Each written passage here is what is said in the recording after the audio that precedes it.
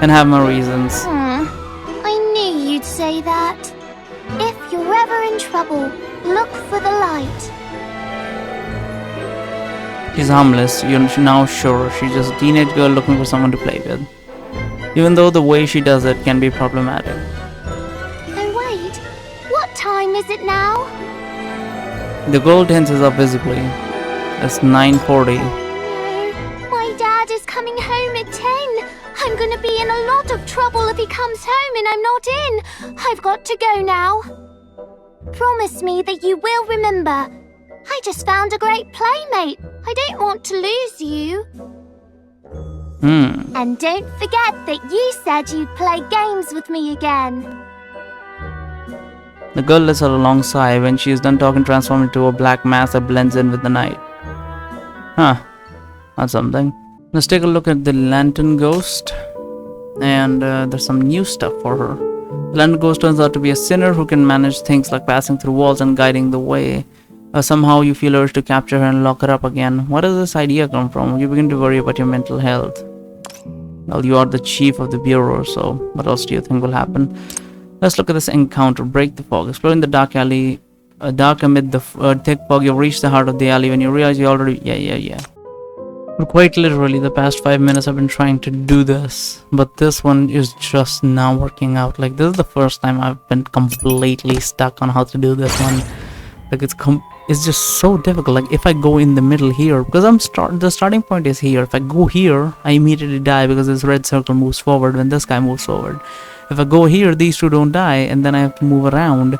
If I move here, and then I kill these two on the next run, this guy moves forward, and then that kills me. If I move here, that just still doesn't work because I'm not moving anywhere far enough. Let's try this. Maybe, highly doubt this will work, but sure.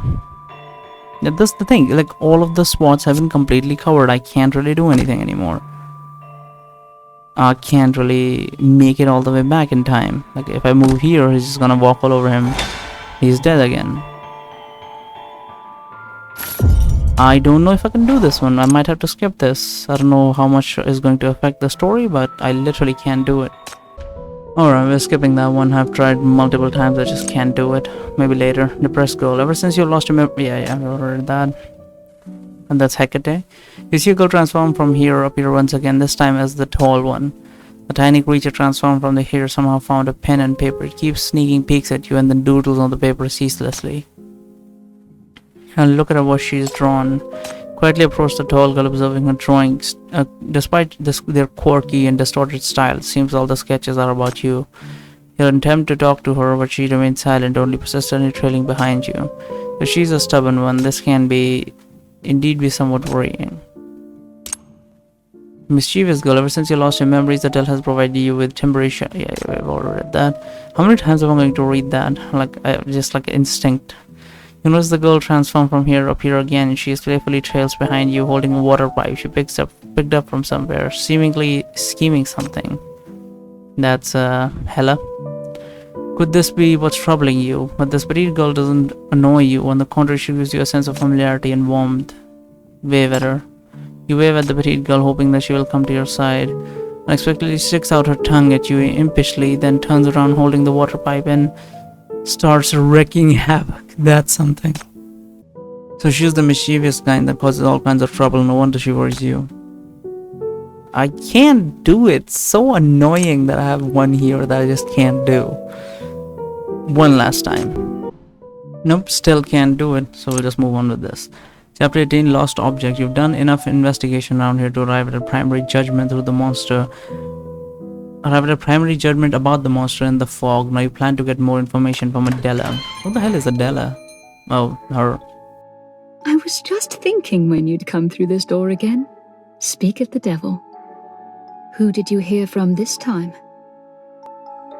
The investigation done, I ask everyone on the street. I'm really exhausted. Can I lie on the couch for a little bit? I'll leave right away. If you have any customers come, I won't disturb your business. Don't worry. It's a foggy day, so not many people dare to go out. I'm quite free right now. She must charge like insane amounts of money to have a fucking salon like this. You daughter over to the couch. That sounded like he just fell down and collapsed onto it. But since you're so tired, Why didn't you go home and get a full night's sleep? Did you forget the key? You take out the spare key and wave it in front of her. Just wanted to see you. Those places where you are, chatting with you is really relaxing. That's a little forward. You hear her chuckle lightly. Thank you for your kind feedback. It's my pleasure to listen to you. Here, have some black tea. Careful, it's hot. As she speaks, she hands you a cup of freshly brewed black tea. Black tea is one where you don't add, like, milk, right? How do you even drink something like that? That sounds insane. The warm aroma of tea blends with her unique fragrance, soothing your jumbled mind. Now you can rearrange the information obtained from your investigation. The monster is somehow connected to the several townspeople. A girl with an ill-stricken mother, a workaholic salaryman, a shy boy who avoids his lover, and a former syndicant who hides her identity. The item dropped by the monster all represent their worries. These aren't coincidences. The townspeople's worries have turned into monsters wrapped in hair, which continue to haunt their owners. That's the truth about the monsters. You mean things that only existed in people's minds have become reality? Like in novels? There's a scientific explanation to it. Adele, have you heard of mania? She shakes her head. It has been spreading in West District for a long time, is now affecting East Side. In essence, it's the concentration of human spiritualized energy, and along with all the mutation it triggers, it's undoubtedly responsible for the fog that blocked off the street and the hair monster inside. Anything that defies the law of science can be chalked up to mania. After all, reality has been distorted. Mania is very dangerous. You should stay away from it. If you encounter anything that might seem like mania, call the police right away. How would she even know what mania is? You sure know a lot, Inspector.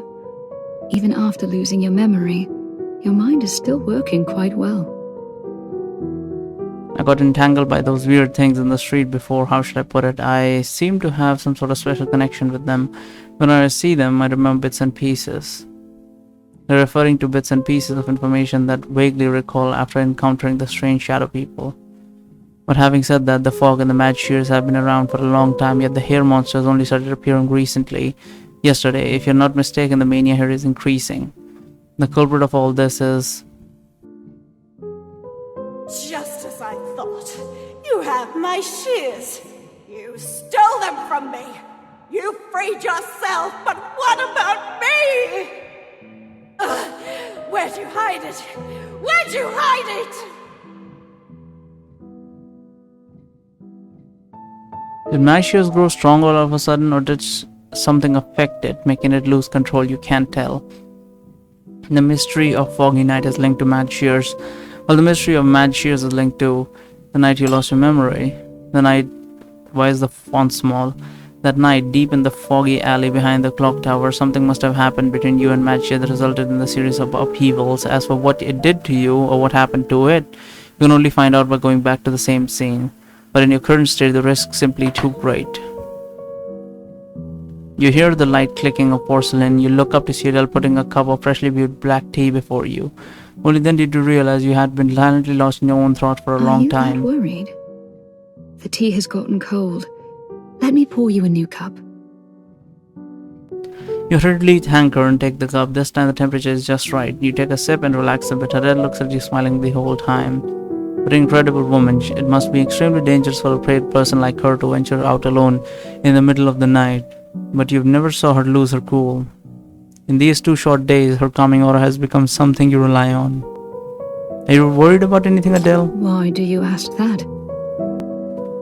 That fellow seems to be constantly chasing people's worries, whether it created them in the first place, or it's just trying to rob the energy from them.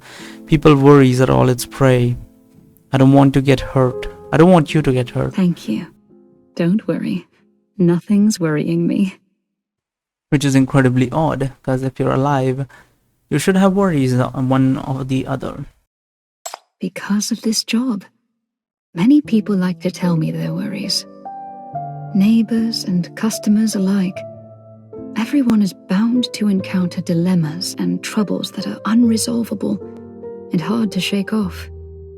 I know exactly what it's like to feel worried. But I don't feel that way myself. I moved many times before finally finding this place. A little home where I can sleep peacefully, a job that I can excel at, and the opportunity to gain trust and give back. Every problem has its solution. Every moment of my life brings me peace and stability. There's nothing that I can't bear or want to get rid of. I cherish these peaceful times.